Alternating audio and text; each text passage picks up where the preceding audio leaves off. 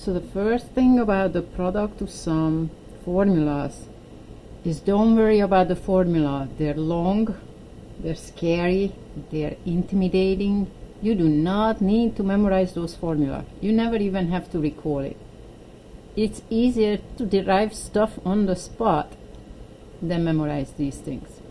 Don't let it intimidate you. Alright, let me show you what this whole thing is based on. So we have a very simple linear system in two variables. What would be the quickest way to solve it? The left-hand sides are conjugates, and conjugates have very useful properties. There is cancellation no matter whether you add, subtract, or multiply. So let's add the two lines. If we add the two lines, then the ones with the opposite coefficient cancel out, the other piece doubles up. Usually people just say, okay, if x is 14, then y is probably 6, and be done with it. But right now we're discussing what is behind this. If we add up these two lines, y cancels out, x sticks around or doubles up. What about if we subtract? The same system, but this time we're gonna subtract. Then x will cancel out, and y minus negative y would be 2y. And there is our 6 there. So conjugates have this lovely cancellation no matter whether we add them or subtract them. And that's what this whole technique is based on. Let us look at the sum and difference formula for sine. I don't know if you ever noticed that, but they're conjugates, right? That means that if we add up these two lines, one will cancel out, one will double up, and if we subtract, it's going to go the other way around. This will stick around and this disappears. That's what conjugates do. Same story with the cosine. See, those are conjugates too. This is what the whole thing is based upon. Alright, let's see an example. So here is our first example. We're given a product and we are asked to rewrite it as a sum or difference. The first thing that we need to do is sort of step back and ask ourselves, in what situation can I see an expression like this? Sine of 5x cosine x. Where can I see such a constellation of terms? One answer is the compound angle formulas, right? They have pieces like that. So now we're going to have to make two decisions. Only two decisions. The first decision is sine or cosine, and the second decision is add or subtract. That's it. If you think about the sum and the difference formula of sine and cosine, which one could this be? Sine or cosine? And the answer is it has to be a sine formula, because cosine, the cosine formulas are kind of pure. Cosine with cosine, sine with sine. This one is mixed, which is very typical to what sine does all the time, right? We don't have to make decisions for a while now. We're just going to write down the entire compound angle formula of whose this could be a part of. Well, we have 5x and x, so we can add and we can subtract. So sine of 6x, which is sine of 5x plus x, is sine of 5x cosine of x plus cosine 5x sine x. Okay, now we're just going to state the same thing, but now the difference between the two. We're going to express sine of 5x minus x, which is sine of 4x. And that's just going to be the same line, only they're conjugates, so one sign will be the difference. Alright, now we have to make another decision, and that is whether we add the two lines or subtract the two lines. The basic idea is you don't want to cancel out this, you want to express this. So you want to cancel out the other stuff. If we want to preserve this, we want this to cancel out, so adding will just work fine. So if we add, we get sine of 6x plus sine of 4x equals, so when we add these two cancel out, this doubles up, and it's 2 sine of 5x cosine x. And then if we look up, so we just had to rewrite this. So all we have to do is divide by 2. I'm going to swap the two sides too. So sine 5x cosine x equals to 1/2 sine of 6x plus 1/2 sine of 4x. And that's the solution. And I'd like to make one more comment. The word product is the only word that's not in the paper right now. But this here is a product. So in calculus, when we say product, often we mean a difficult product, namely two complicated functions multiplying each other, like sine of 5x and cosine of x. This one, when you have a function and you're just multiplying it by a number, that is not as cumbersome. The real issue was this multiplication, and we did get rid of it. See, the trigonometric function values are added here. Okay, let's see another example. From now on, we are not going to say a sum or a difference. We're just going to say a sum because to subtract is to add the opposites. So when we say sum, that includes differences as well. Here is the expression that we need to rewrite. Now, where could we see this expression? What compound angle formula does this remind us? And now we have sine and sine multiplied, so that is typical of the cosine compound formulas, right? We're just going to write the sum and difference formula of cosine of whatever we get when we add these two and whatever we get when we subtract these two. All right, let's do that.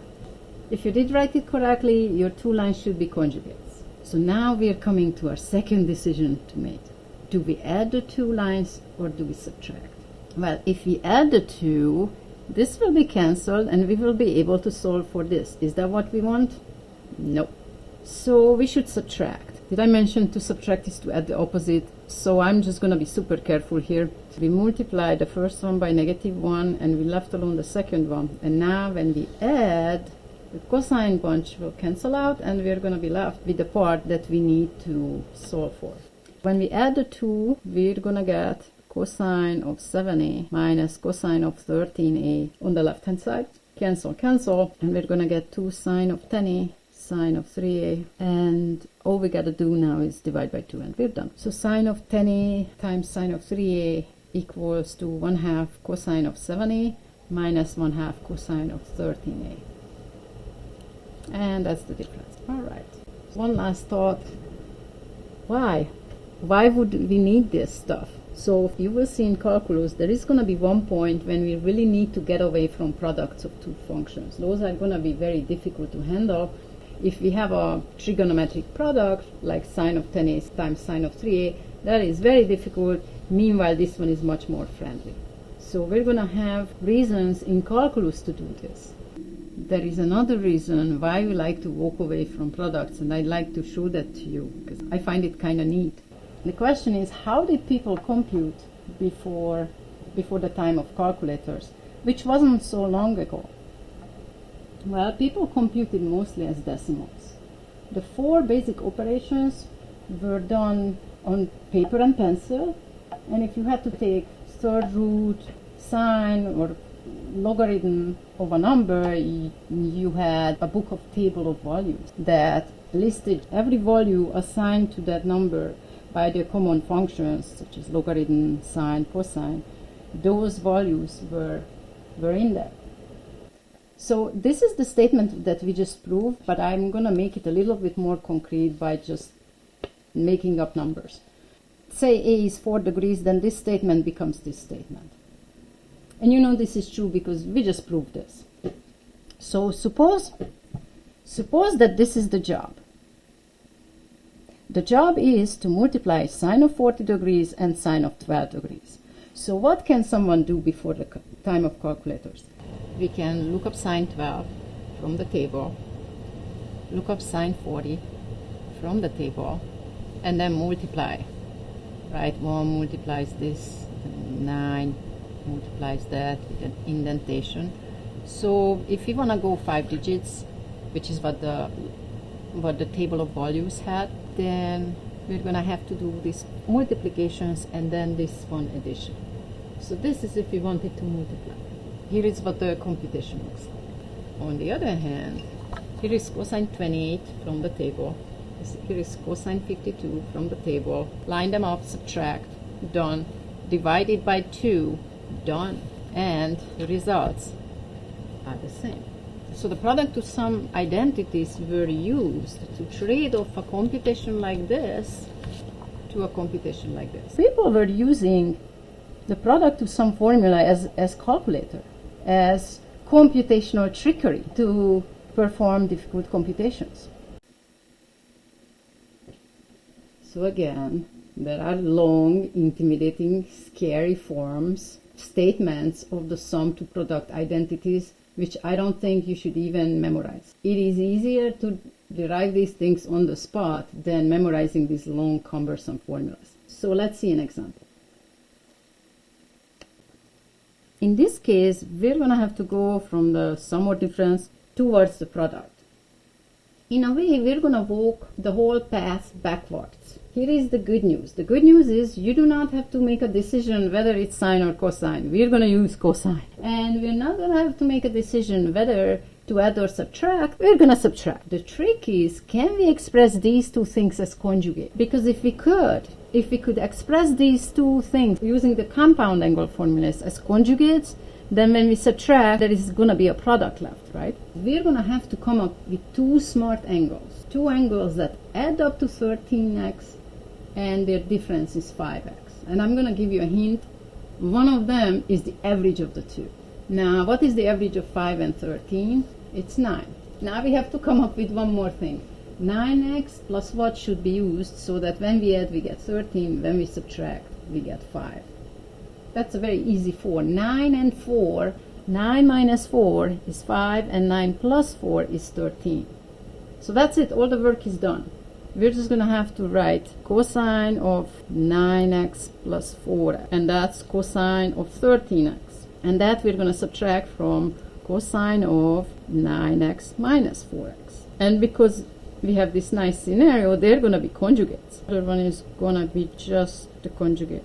This here is cosine of 13x, and this here is cosine of 5x. And no matter what we do, whether we add or subtract, we're going to get those nice products, but in this case, they want this expression as a product. So that's cosine 5x minus cosine 13x equals to, the cosines cancel out, and the other two doubles up, and there is our product. So here is our next example. Again, we're not going to have to worry about whether to use sine or cosine. We're going to use sine. And we're not going to have to worry about adding or subtracting. We're going to add. The only thing we have to come up is two angles so that their sum is 11 and their difference is 3. The average of 3 and 11 is 7, so we're going to interpret this as sine of 7x minus 4x, and the other one as sine of 7x plus 4x. Those two expressions, when we write them out with the compound angle formulas, they're going to be conjugates, and when we add, one piece will cancel out, the other doubles up, and that's going to be our product. This is the same as 2 times sine of 7x times cosine of 4x. Applications of this, I have seen when you have to simplify a fraction, for example, then you have to factor the numerator, factor the denominator. I have seen that version with when you had to go from a sum to a product. And also there are other topics later on in calculus when it can come handy. You will see it in your next class. Well, thank you for watching.